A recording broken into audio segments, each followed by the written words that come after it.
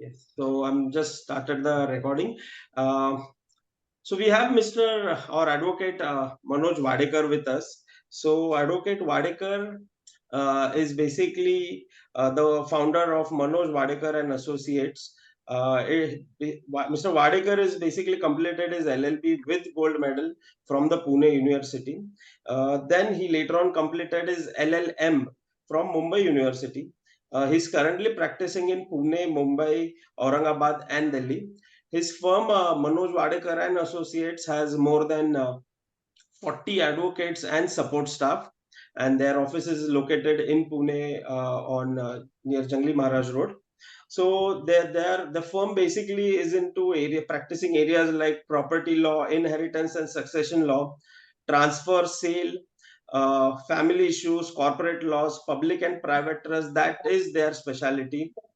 Corporate agreements, intellectual property rights, arbitration laws, RERA, international law. So almost everything which comes under the ambit of law, their firm is practicing. So topic is family trust. So the very basic question. So format ऐसा रहेगा कि I'll begin with the very basic question and then we'll have this floor open.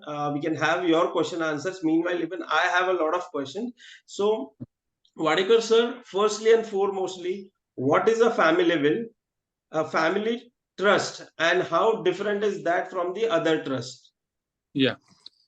See, in under Indian laws, at present there are Marathi give ka English मध्ये give? How Sir, you want English and Hindi is good. English and Hindi. Okay. At present, This meeting is being recorded. आलं तर माझं. Yes, sir. Oh, just a minute. I am trying to.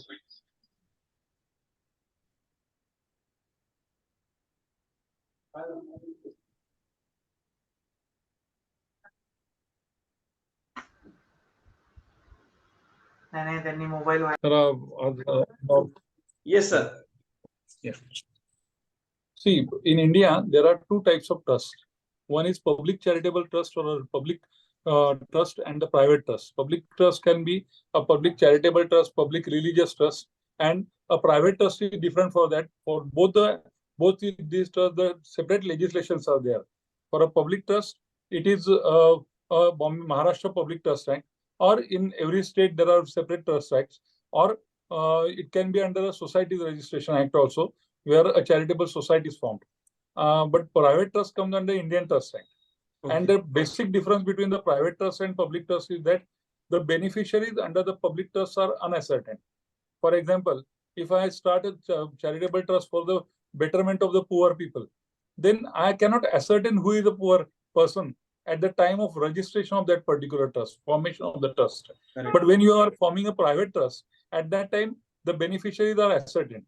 So the private trust is formed where the beneficiaries are, for example, if it is a family trust, if you are forming a trust for the purpose of benefit of your children and the spouse, then in that case, they are ascertained that your spouse is ascertained, your children are ascertained, and for them only the trust is there. The benefits which are derived from that trust are for that particular beneficiaries only. Therefore, that is the basic difference between the public trust and the private trust. Okay.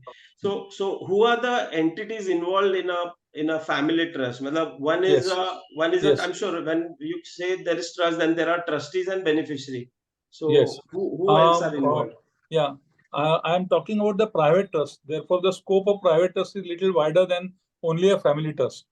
We are going to come to family trust, but under private trust comes the family trust, where for the benefit of the members of the family, they are the beneficiaries where the trust is formed. This can be used instead of a will also. This type of a trust can be started. Then there can be a trust which is purely a business trust, where for the purpose of carrying out the business activity, like Tata Sons, a business trust can be formed. That is another trust. The third one is a trust which is formed for the purpose of a disabled child or a special child or a relative who may not be your immediate spouse or immediate heir, but still he's a relative and you want to share something for that particular thing. Then in that case, that is also possible. So these are basically three types of trust which come under the definition or within the ambit of private trust. Yeah. Okay. And what do you call the person who has started the trust or who's formed Yes, the trust? yes. When the private trust is started, there are three entities which are involved, three parties involved. I'll say parties, not entities. The first is the settler. A person who settles the trust, who forms the trust, is a settler. It is not necessary that only one person form the trust. It is possible that a husband and wife come together and they form the trust. Or in case of a business trust, it is possible that two persons, individuals come together and they form the trust. Even a company can form a trust. That is also possible because it is a person. So try to understand that it is not related to the will only. So a concept is little different than the will, but a settler is there who forms the trust, forms and settles the trust. The second is that the beneficiary for whose benefit the trust is formed. Therefore, the beneficiary is another party to that particular trust. Right. And the third and most important is the trustee. Once a family trust is formed, who will govern, who will manage, who will conduct the affairs of that particular trust? He is the trustee. Now you will ask me with that whether settler can be a trustee. Yes, a settler during his lifetime can be a trustee, or he may decide that I do not want to. I have settled the trust, but I would like to appoint somebody else as a trustee. Then he can appoint his relative or anybody having a confidence on that particular person to be a trustee. Even employee trustee also can be appointed in this trustee management company. Also can be appointed as a trustee for that purpose. And the beneficiary. A settler can be a beneficiary. A trustee can be a beneficiary, or an exclusive beneficiary can be a beneficiary. So trustee need not be every time beneficiary. A settler need not be any time beneficiary, but they can be beneficiary in addition to having all these capacities. So the settler can act in all the three capacities as a settler, trustee, beneficiary. Trustee can act in two capacities, trustee and beneficiary, or the beneficiary is a beneficiary who can be exclusive and independent than the trustee and the settler. Understand. So, so this is, you are saying, formed under the Indian Trust Act. Yeah, it is an Indian Trust Act. Yes. Okay, so what is the purpose? So why do we, मतलब हम लोग trust क्यों बनाते हैं? उसका basic purpose क्या है? What are the key advantages for forming a trust? Basically, in India, there are a lot of advantages of in the present scenario. I'll tell you the why it has become more advantageous. The first thing is that when the trust is formed, unlike a will, I distinguish between will and the trust. Yes, because the will is a common phenomena and commonly known this thing that if I have got a property which is my self-acquired property and I want to give to my children, then what I do is that I execute a will, and after my demise, after my death, the property goes to my children or whosoever is the beneficiary under that particular will, to that particular property goes. There is a possibility that since you are not in control of that property after your demise, or to control whatever affairs with respect to the property after demise, there are possibility that if there are disputes among the children or disputes with respect to the beneficiaries who are getting the benefit under the will, the matters go on for years together. It's our experience that the matters go on for 10 years, 15 years. Until that time, the property is not the benefit which is given is not really given to that or received by that particular beneficiary. So if you make a will, if you make a trust, private trust, a family trust for that purpose, then it is possible that during your the first thing is that another contingency, what can be done? There are many people who instead of for the purpose of avoiding it, execute a gift of the property during their lifetime, or release the property in favor of their children or anybody. And in that case, we have seen the example of payments where the poor father is thrown out or he is dragged to litigation for that purpose. So that is also not correct. So if a trust is formed, then in that case, you can put your property in the trust, movable, immovable property in that particular family trust. And during your lifetime, you can be a trustee. During your lifetime, you can decide the benefit to be derived by you. It is possible that you are running a particular business, your son or sons have joined you, but you are still in a controlling position. Then, in order to avoid these disputes, you can have a family trust or a business trust here, where Okay. you are in the controlling position. There are other trustees. You can take your sons or whosoever you want as a trustee. And during your lifetime, you can decide that you are also a beneficiary. Therefore, say out of 100%, 100 rupees, you take 20 rupees for yourself and keep 80% for your other beneficiaries like sons and daughters and all. So accordingly, it can be given. Many times it happens that a father wants that some share should go to the daughter also, though she is not active in the business. I'm particularly talking about the business this thing. And some share should go of the profit which is being received. And he doesn't want to part away with the entire property to that only the one person. Only to the son, only to one son or so. So in that case, the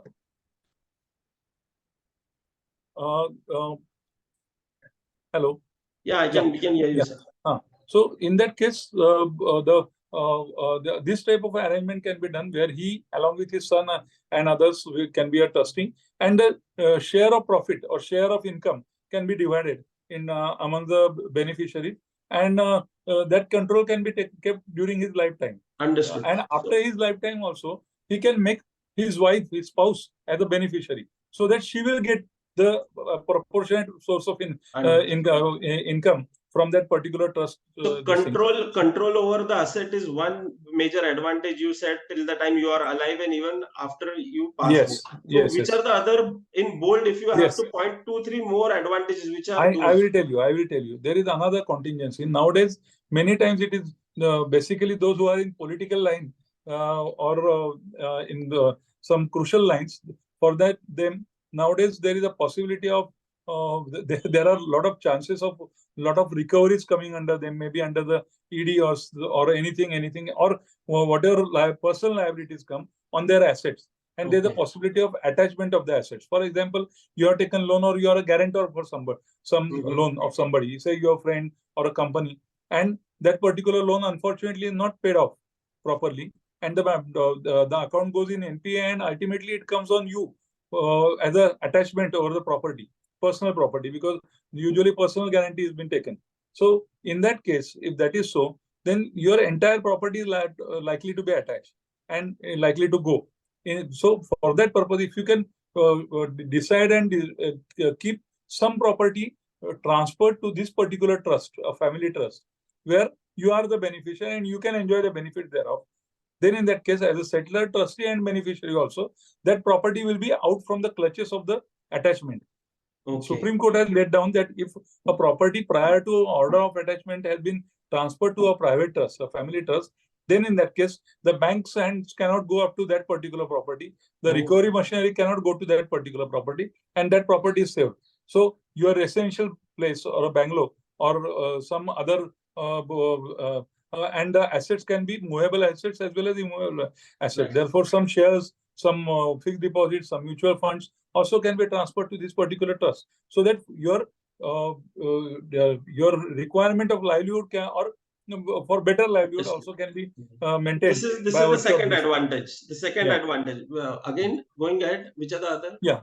The third and most important is that if there are nowadays there are many chances which are there are many cases which are coming up where a family has got one kid, like a special kid, a special child, or who is having some disability, or there are chances that a particular child or somebody from the family has suffered because of some illness, drug addiction, anything of some voices, and as a result, the person is not able to do it to earn for himself and to maintain himself. Then the parents many times find that after till the time they are fine, but after them, the child, the person or the child becomes 40 years of age. He has another, say, 10, 20, 30, 40 years to live. What about that? In that case, this is the trust is the best way, where you can appoint a trustee. You can form the trust, keep some property to that particular trust, and then the care of that particular child will be taken, or that person can be taken by virtue of the assets or which have been kept in that particular trust. So that is also another thing which is there. With this, I'm important. sure a lot of politicians and a lot of business families in India would already have trust in place, so that if there is any wrongdoing also by them, at least their personal properties are not attached by Not the attached, agencies. not attached. Yeah, and under now with the latest amendment in company law, there is a possibility that even on the director, if the company is not performing properly and some dues or liabilities come on the property, on the company, or it goes in insolvency and bankruptcy, then the liability which comes on the director, they can come out from this director, this liability also. So for the private limited companies also and their directors also, this is very important, this thing. And unlike UK, in India, there is no gift tax or a wealth tax. Therefore, even if the trust is there, then the taxation, for taxation purpose also, it is quite lucrative. Because if you permit me, I talked something about the taxation also applicable to this. For this, like it is not a AOP. The trust is not treated as a AOP, Association of Persons, in the eyes of Income Tax Act. But because there is a misconception in the minds of a lot of CAs also that the trust is a AOP. But the booklet which has been published by the Income Tax Department, they have said that trust is treated to be another entity, unlike AOP, and that particular entity is taxed with maximum marginal rate. Therefore, not like a company, but it will be about 37 to 40% of the rate will be there on the income for taxation. Now, the taxation, even if the property is put by the beneficiary, nothing comes on beneficiary for the purpose of taxation. The tax comes on the trustees as a representative trustee.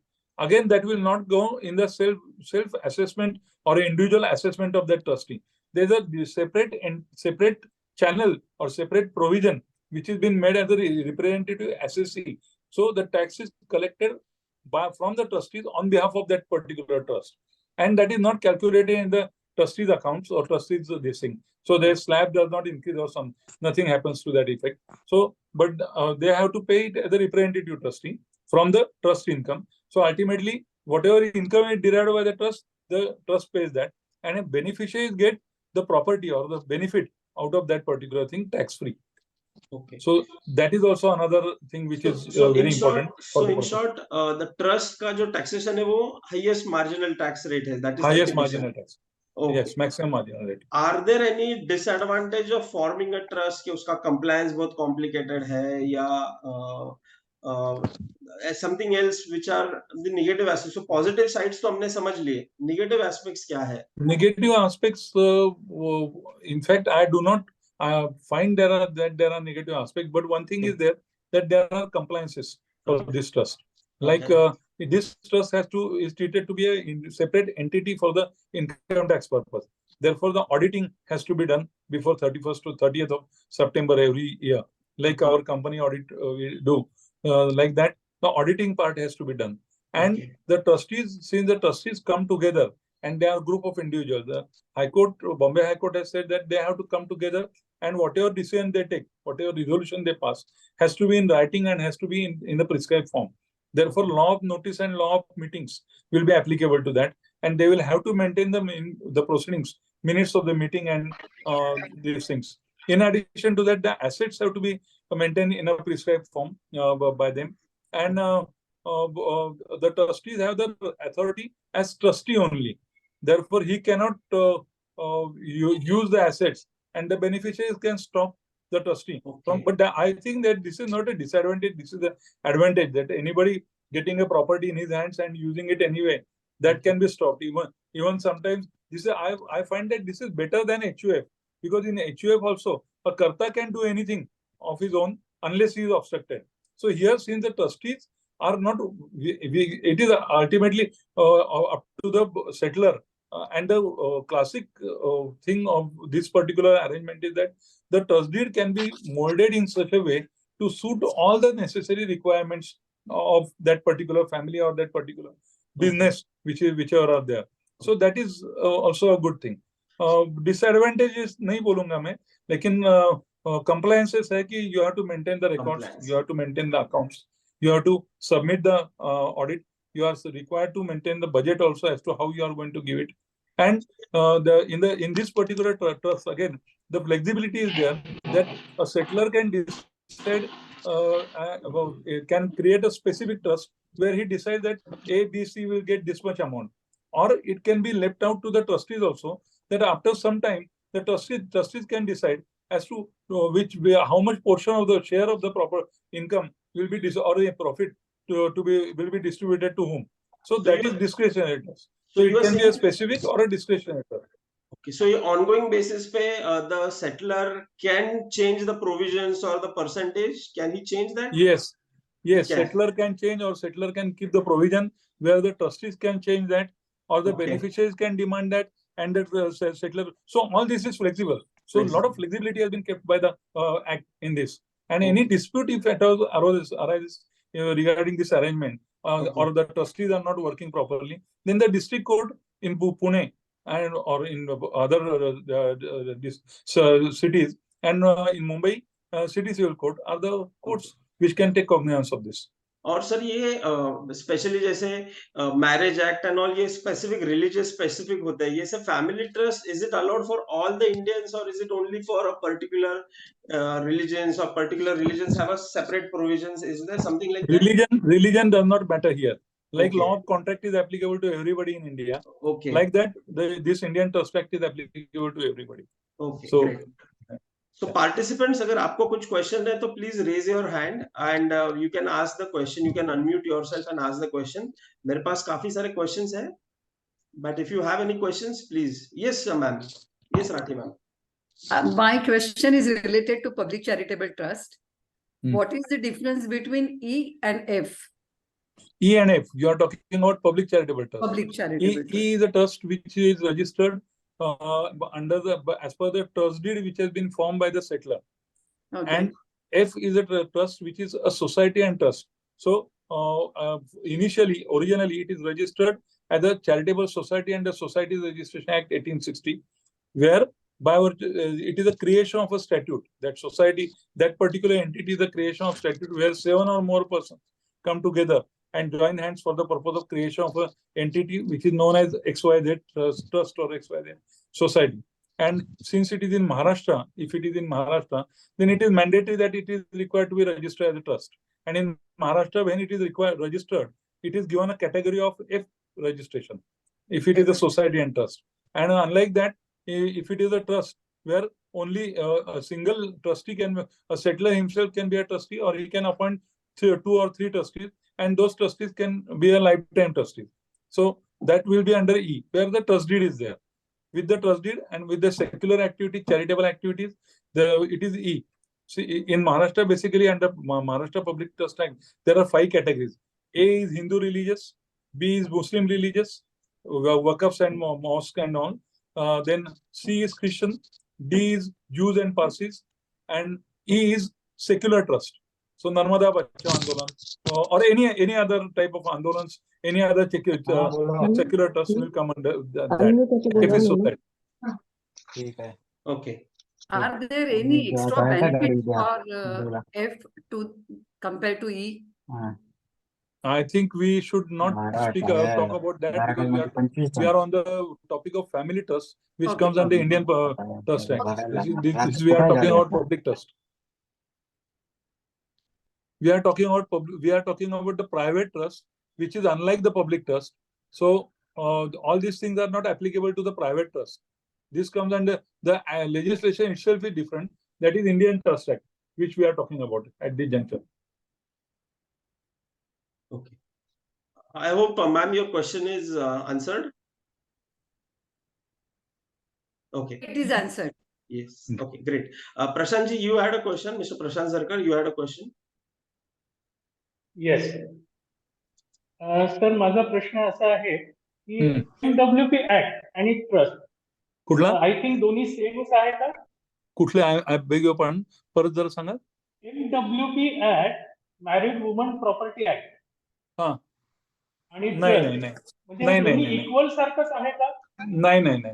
त्याच्यामध्ये याच्यामध्ये आपण scope of Indian trust act म्हणजे private trust is much larger than this particular Married Woman Property Act. कारण Married Woman Property Actच्या खाली जे हे केलेलं आहे त्याच्यामध्ये फक्त मॅरिड वुमनला स्पाऊसच्या ह्याच्यामध्ये किंवा HUF ची प्रॉपर्टी आहे त्याच्यामध्ये काय हे असतं याच्याबद्दल फक्त बोललेलं आहे. सक्सेशन येणाऱ्या प्रॉपर्टी बद्दल बोललेलं आहे. This is we are not here. This trust act is not with respect to the succession of the property, succeeding to the property. It is the pure volition of the settler. सेटलरची इच्छा आहे की माझी कुठली property टाकायची त्याच्यामध्ये. तो self acquired टाकेल, HUF नाही टाकता येणार त्याला. स्वतःची जी self acquired property, business property आहे हीच फक्त त्याला त्याच्यामध्ये टाकता येईल. याला सक्सेशन आलेल्या प्रॉपर्टी बद्दल त्याला टाकायचा अधिकार नाही, कारण तो एकटा त्याचा मालक नाही. अँटेसिडेंट टायटल त्याच्या मुलांकडे, मुलींकडे, बायकोकडे असतात त्याच्या, म्हणून त्याला ती नाही टाकता येणार. So this we are talking about a property which is a self acquired property which is been put by that. म्हणून मी कंपनी पण म्हणतोय, कंपनी स्वतःची प्रॉपर्टी टाकू शकेल, कंपनी सुद्धा याच्यामध्ये सेटलर होऊ शकते. Okay. Prashanji, hope it's answered. Yes, Arun sir, you had a question. Yeah, hello, my name is Arun Kadekudi. I had one question that when you put property in this trust, then how does it get transferred to the beneficiary? I mean, in case of a will. Yeah. A very good question, because this is required to be answered. Basically, when you form the trust deed, along with the trust deed, either you can form the trust deed exclusively and thereafter transfer the property by way of gift to the trust. And it is not necessary that only settler should gift his property or should transfer his property to the trust. Anybody can gift, any other person also can gift the property to the trust. Only thing is that that particular gift will be required to be registered with the sub-register of assurances, and if it is not to the and the regular stamp duty will be required to be paid. Now the property becomes the property of the trust. If the trust is of two types, it is irrevocable or revocable trust. If the settler has made a choice that I am making a trust for my minor children, and upon attainment of their age of say 25 years, say 40 years, 30 years, the property will go to them and the trust will be revoked. Then in that case, the property automatically goes to them. For that purpose, no further transfer charges are required to be made. That particular transfer trust deed itself is a deed of transfer for assignment of the property to the beneficiary. But if the trust is irrevocable, where the trust becomes irrevocable, where the choice is given to the beneficiaries and the trustees to decide when should it be revoked, and the settler has not decided when it is to be revoked, then in that case, if the property is, if at some point of time it is to be revoked and the property is to go, then at that time the necessary transfer document will be required to be executed and registered. So what is for the stamp duty and taxes, what are applicable when, like, if I want to make a trust with my children, and upon my demise I want it to go to the children? So yes, then in will that case, attract a stamp duty and it will be a gift deed in favor of since the beneficiaries are your class 1 immediate heirs, that is children, son or daughter.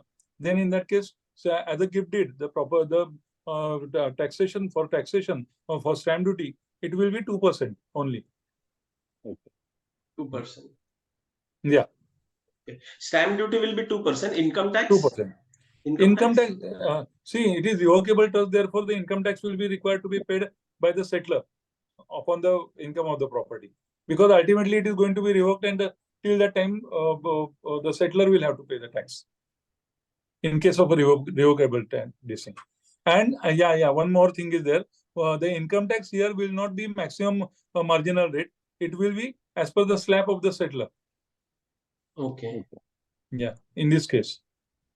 So what is advantages? Revocable, irrevocable? Which sort of? It depends. It depends from facts to facts. Because if somebody wants their property to be given to only to the children, then it can be a revocable trust and it is possible. But if you want to create a business trust and go on with this subsequently, then in that case it remains an irrevocable trust and it is possible. It depends on the facts. As I said, that there are a lot of flexibility in this particular trust model. Therefore, we can make it either of the ways. But if instead of will, if you want to give it, then I will suggest that a revocable trust is better. And as compared to a will, the property being transferred through a will and property being transferred like this.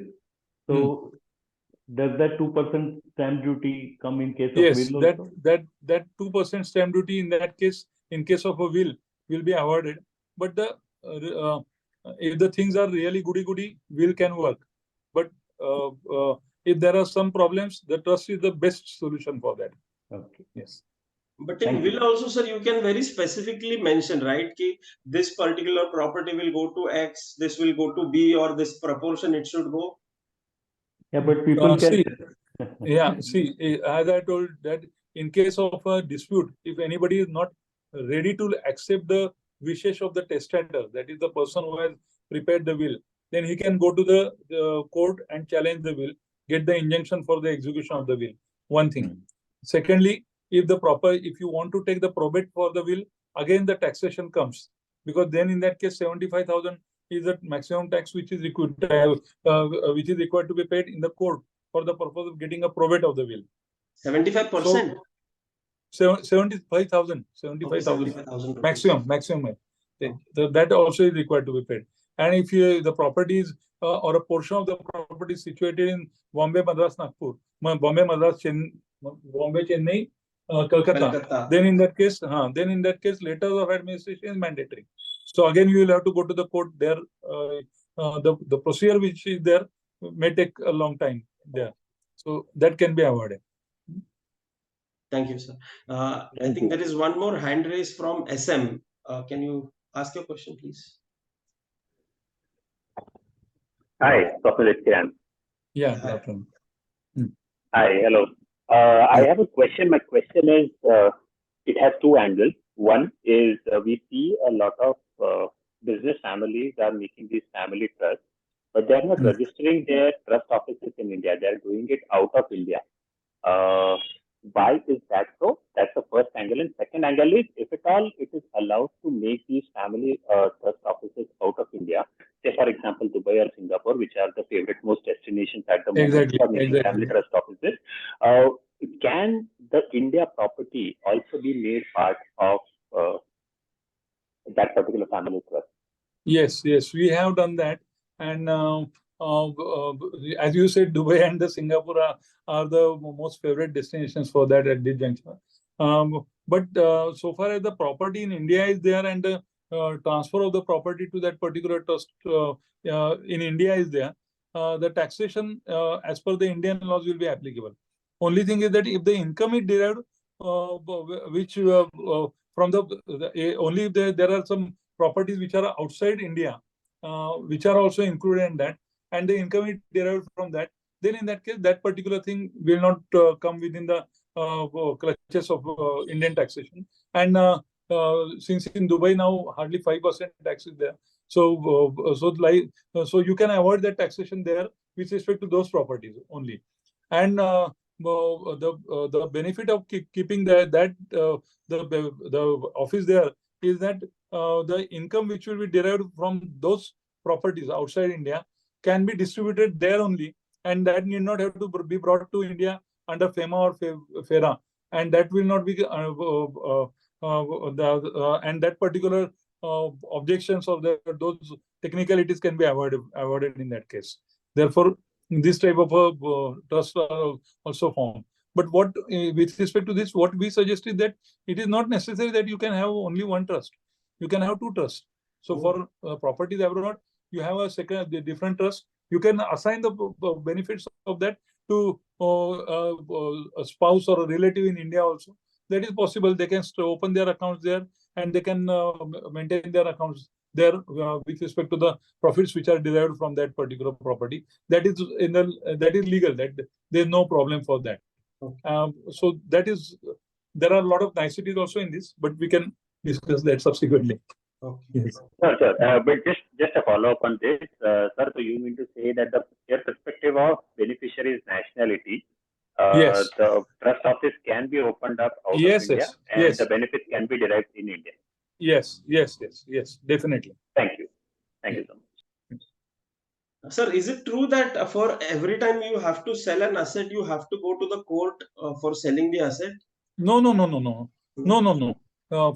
If you are going to have a trust deed, going to form a trust, then in that case you can execute a trust deed like a will deed, and but with on the different footing, or a sale deed which you execute, and that is simply to be registered with the office of sub-registrar of assurances, by paying the stamp duty. That's all.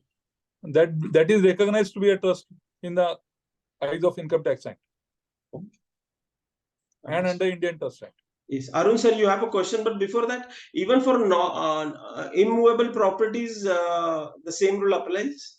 Yes, yes, yes. And the immovable, only thing is that in case of an immovable property given to the trust, the name on the 712 extract or on the property extract card will come as ABC Trust through its trustees, and whosoever are the trustees, their names will come there. Okay, trustee's name will come on the Satbara. Okay. Yes, Arun sir. Yeah. So I had one question that somebody had mentioned that, if there is an inheritance tax that comes up eventually, Yes.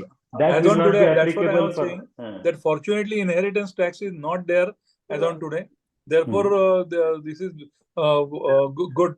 And if the inheritance tax comes, then also formation of the trust and giving the benefit to the beneficiaries, not as the heirs, but the beneficiaries. This way, you can avoid payment of the inheritance tax. Thanks. Unlike UK, in India, it is not there. So this major advantage you are saying that in future अगर inheritance tax आता भी है आ गया तो फिर भी beneficiaries will not have to pay tax. They are part of the and therefore in UK this private trust, this type of a trust are very common and very famous. Yes, please go ahead, sir. I'm muted. Yes. So please go ahead. You please continue, sir.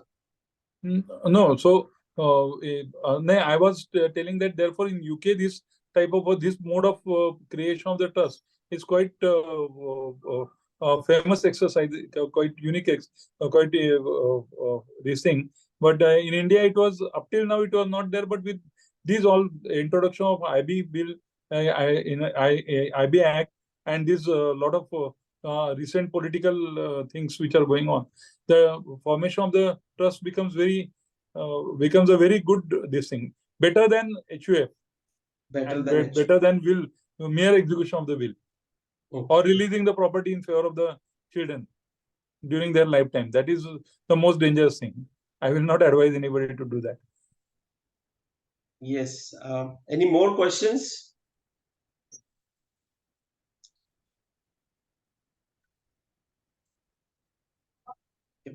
So sir, generally, how much is the cost involved in setting up the trust and the compliance on a regular basis? How much does it cost generally?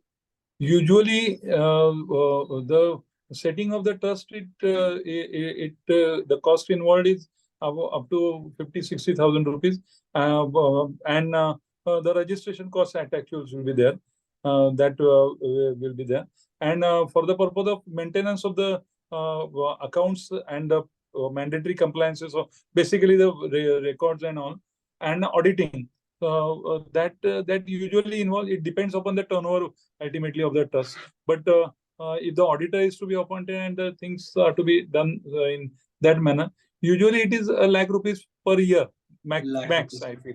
Okay. Max. That also will not be there in many trusts. If it is a family trust, a small family trust, that will also not come. And you can even appoint a trustee management company, like our company, a trustee management company, where for particularly for the disabled people or this thing. So that is also possible. Even for the NRIs also, they can appoint, they can form the company trust for protection of their maintenance of their properties here, and renting of the properties, getting the income. So all these things, the management activities can be done by the trustees here. So and that will be under the control and supervision of the settler, because he will be having absolute control by virtue of that particular trust deed. So that is also possible. Okay, understood. So there are And- n number of things which can be undertaken under this type of a trust. This thing. And for compliance thing, one needs to go to a chartered accountant, or one needs to come to a law firm like you? Auditing part, a chartered accountant will do, Okay. because the audit is required to be submitted. If it is, if the income of that particular trust is more than 50,000 rupees, then the audit is required to be done. So chartered accountant will be required. The rest of the things can be done by the law firm. We rather do these things, and we have got everything under one roof. We have got an in-house chartered accountant and legal team. So 50,000 we can take care. sir? 50,000 and above? You said 50,000 and above? If the income derived by the trust is more than 50,000 rupees, then the audit is mandatory for that. Okay. Otherwise, auditing is not mandatory. Okay, okay. Yeah. And sir, where all trust can invest? This trust, do they have to invest only into trust approved funds? This is very important. Assets? This trust can invest in properties. This can invest in shares, mutual funds, securities, government securities, post office, whatever an individual can do. Everything, all type of investments can be done by this particular trust. And even this trust can carry out the business also. Whatever business you want to carry out, this trust can carry out the business and gain the income through the trustees. That is also possible. You can employ the trustee. You can employ the employees also for this particular trust if you are carrying out certain particular business. And so, like a company or like entity, business entity, this can be run as a business entity and gain the profits, where the beneficiaries are not required to look into that, and they will get the benefits of that. Okay, understood. So when you say all the asset classes where an individual can also invest in mutual fund, there are certain trust approved funds. So that they are for public trust. For that is them, public approval trust. applies. Okay. No. Those are for public trust. Public charitable trust. It has got. The government has notified some mutual funds. Only in those specified mutual funds, the public trust can invest, not in others. Understood. Understood. Yeah. Yes, participants, if you have questions, please, you can just. Yeah, one question I had. See, Yes. now if instead of making a personal investment, does it mean that I have to invest in the trust, which is like a share capital of that trust? Possible. You can invest in the name of the trust, and that will be a share cap. That will be a property asset of the trust. It will not be your property asset. It will be a trust asset, and whatever is the manner in which you want to give the benefit of that particular property or the income derived from that can be given in the discretionary trust. Subsequently, even the shares can be distributed in the percentage which you want. Thank you. Among the beneficiaries. That is possible. Yeah, thank you. Yeah. Or कोई questions है? Yeah, hi, Swapnil. Yes. I have a question here. Yes, Anil. To Wadekar sir. Sir, a question regarding, can you set up a charitable and can we conduct charitable and non-charitable business under one trust? No, because if you are conducting a charitable business under that particular thing, you can do it. You can do it. Only thing is that then in that case, for that charitable business, you can even get a 12A certification also. Possible. It is possible, but then in that case, your trust will be the Charity Commissioner may insist you to register your trust under Maharashtra Public Trust Act also. Because see, if at all the charitable activities are carried out, the trust will be required. I'm sorry, the trust will be required to be registered under the with the Charity Commissioner if you are going to take the donations for the charitable activities. If you are going to carry out the charity from your own funds, you are not required to register as a charitable trust. Okay. In addition to that, income tax will give you 12A also for this trust also. Okay. Yeah. Thank you. Thanks. Yeah. What is that advantage you said? 12A. I said I will make myself clear. See, a private trust can carry out dual activities, or that some charitable activities as well as some private personal activities for the benefit of the beneficiaries. For the charitable activities, the beneficiaries will be unascertained. So that particular part becomes a public trust. But every public trust is not required to be registered with the Charity Commissioner. This only if this trust, for the purpose of charitable activities, is going to receive the donations from the masses, from the society. For example, you have started some old age home, and for that purpose, somebody comes and gives you donation under ATG or CSR funding is received by you. Then in that case, it is mandatory that you are required to be registered with the Charity Commission. So far as you are going to use the money from your own pocket for the purpose of charity, it is not required that you should come under the clutches of BPM, Maharashtra Public Trust Act. So you can have this under Indian Trust Act, and you can have the one wing as a charitable wing where Birlas are spending money from their own this thing. Therefore, you find that Birla Mandirs are not the charitable trusts, because Birlas are not taking the money by way of donation for that purpose. So that is the difference made between that. But a private trust can carry out the charitable objects also possible. Okay. Yeah. Thank you for that. Yes, Abhijit, you have a question. Can you hear me? Yes. Yes. Please go ahead. If the trust is having some immovable properties or even let us say shares and everything, what about the taxes that come out? Like suppose if there is a sale of an immovable property and the capital gains tax that is applicable, how will that become? Like, will it be divided? If the property is already transferred in the name of the trust and the capital gain tax comes, then in that case, for the trust, as per the Income Tax Act, the capital gain tax will be applicable to the trustees as the representative assessees again. But at the same rate? 20%. 20%. Just like what an individual would be paying, the same rate, with indexation benefit and all. Yes, with the indexation. Yes, with the indexation. And for financial assets like shares and mutual fund, again, as it is? Again, whatever 0.2% or 0.02%, I suppose. I'm not sure about that particular. It is 10%. If it is more than 1 year, it is 10%. No. I'm talking about the transfer registration tax. Okay. When you transfer the shares or mutual fund in the name of the trust, that particular duty which will be required to be paid. Okay. For that. Yeah. That is 0.2 or 0.02. Okay. And what duty is it? What is it called? It is a stamp duty which is required to be paid for the purpose of transfer. Okay. Yes, Abhijit, your question is, do you have any more question, Abhijit? No, thanks. Yes. Any more questions? So I think if we have to conclude, or if we want to go towards the conclusion, यही है निकलता है कि basically trust forming के काफी सारे benefits हैं. Like you have the control when you are alive, and even after you pass away आपका पूरा control होता है. Secondly, ये attach नहीं होते by the government agencies like ED or any agency. Even if something wrong were to happen, या अगर आप कोई loan के लिए guarantor हो, फिर भी this property which is part of the trust ये उसमें attach नहीं होता. That is again one big advantage. And also जहाँ पे जो families में कोई disabled child है या कोई ऐसा entity है, individual है, so वो case में भी trust is a far more better option as against a will and also as against a HUF which you said. आपका ये भी कहना है कि compliance is a major challenge or a major thing which is involved in trust, but that can be taken care by entities like you. Yes. Then taxation, also you've clarified क्या है. Dissolving a trust, revocable trust को dissolve करने के लिए how easy is it? For the dissolution of the trust also, it is for the settlor to decide the manner in which it should be dissolved. It is possible that if it is a revocable trust, then settlor can decide.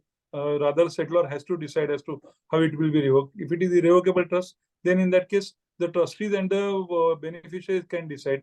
Or if it is irrevocable trust, then the beneficiaries can go to the court of law and ask that now the purpose of the trust is over, accomplished, and therefore you dissolve that trust. And accordingly, with the court order also, it can be dissolved. Okay, but is it easy? मतलब जितना आप easily बोल रहे हो उतना हो जाता है? Easy. Okay. Easy. Okay. Yeah. Okay, and you're saying a private trust can also take charitable activities, but it does not need to register with the public charitable trust if Not it is required. not accepting money from outsiders. Yes. Okay. And settler, you said, can form all the three roles: settler, trustee, beneficiary, and trustee can be an outside people also, outside entity also, like yours. like yours? Yes, possible. Okay, okay. And investments by trust can happen in everything जहाँ पे हम आप और मैं individually जैसे कर सकते हैं, immovable property, shares, mutual funds, FDs, सब even जगह overseas also. Yes. Overseas भी कर सकते हैं. Yes. And आपका ये भी कहना है कि forming a trust, अगर in future if there is inheritance law अगर इंडिया में आता है तो that will be a major advantage. Great advantage. Yes. Okay. Any other thing which needs to be discussed or clarity चाहिए, so that we can go towards the conclusion then finally. Do we have anyone जिनका as of now private trust है, मतलब in the participants do we have someone जिनका है private trust अभी? Rathi ma'am आपका है? Public charitable trust, public charitable trust है आपका. ओके. मुझे पूछना था sir, if I want to transfer my property to trust right now, becoming settler, so what will be the rate of how that property will be transferred? Now if I'm an owner of a bungalow and 50% I want to rent it out, and I want that benefit should go to my beneficiaries, तो transfer करते वक्त उसका क्या value पकड़ा जाता है? नहीं, you are confusing ma'am, because अगर आपके बेनिफिशियरीज को जाना है तो then in that case you will not be transferring it to the public charitable trust. नहीं, private trust. If I want private trust, yeah, I want to form a private trust. Yeah, my properties which are there in my name.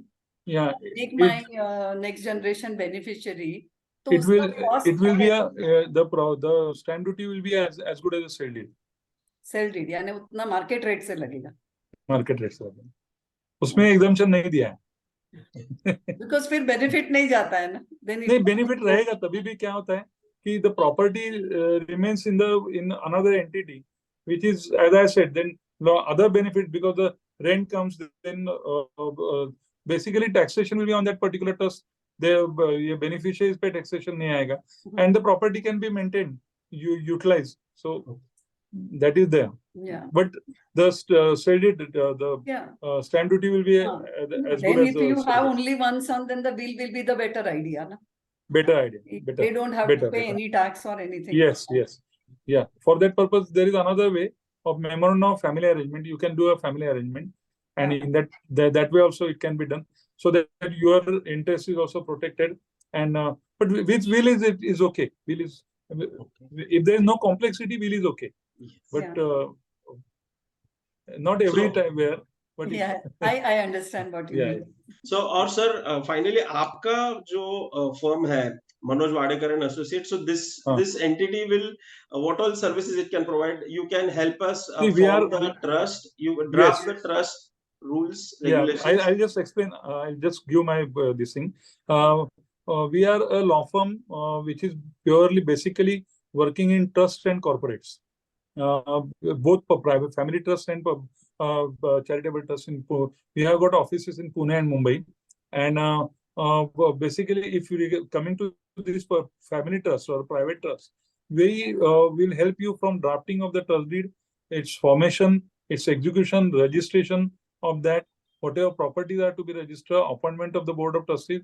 In addition to that, we take a AMC, where we take a entire care that your auditing is done, your maintenance of the required documentation in records and register, that is done. So that all that care we can take. If you desire that we should be appointed as the trustee management company, then we can be employed as a trustee. We are an employee trustee in that case, for the purpose of seeing that, taking care that the things are properly done. If there, so all, and as once the trust is formed, whatever are the integral arrangements where legal requirements are required, like entering into some agreements, etc., etc. So that also we can do. So everything for that particular proper execution of the trust can be done by us. Right. Yes. So I think अगर questions हो गए हैं तो thanks a lot, sir. Thanks a lot for sharing your experience. And I think it was a very interactive session. I think all of us, including me, have benefited a lot from this session. Before that, there were a lot of question marks, but I think everything is sorted out now. So So if there are further more questions, I think you can connect with me, or we can also help you connect, give the details of Manoj Wadekar Associates. So maybe for whether it is related to your will or trust, I think they can help you.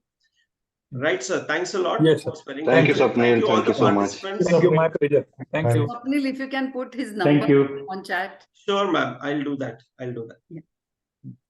Thank you. Yeah. Thank you.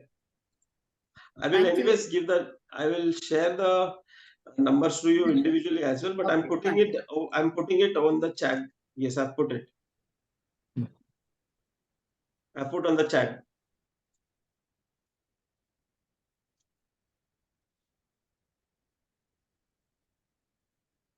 I can anyways individually also share with you. Yeah, yeah. Okay. Thank you. Thank you, ma'am. Bye-bye. Bye. Bye.